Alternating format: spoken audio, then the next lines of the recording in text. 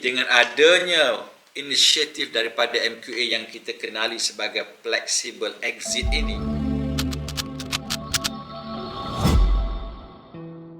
di antara inisiatif terkini yang akan dikeluarkan ataupun yang akan dilaksanakan oleh pihak MQA pada tahun 2026 ini ialah flexible exit. Apa yang dimaksudkan dengan flexible exit? So, selalunya pelajar-pelajar yang mendaftar untuk tujuan pengajian peringkat tinggi PhD, mereka akan mendaftar dan sekiranya mereka gagal untuk mencapai tahap ataupun kelayakan PhD itu,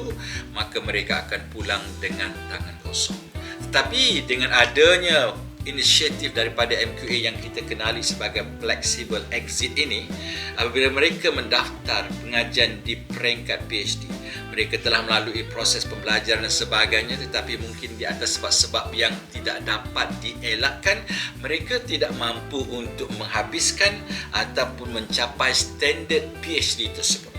Justru kalau sebelum ini mereka pulang dengan tangan kosong, tapi melalui flexible exit yang diperkenalkan oleh pihak MQA mulai tahun 2026 ini, pelajar tersebut mungkin boleh dianugerahkan dengan sijil akademik kelayakan di peringkat master dengan syarat pembelajaran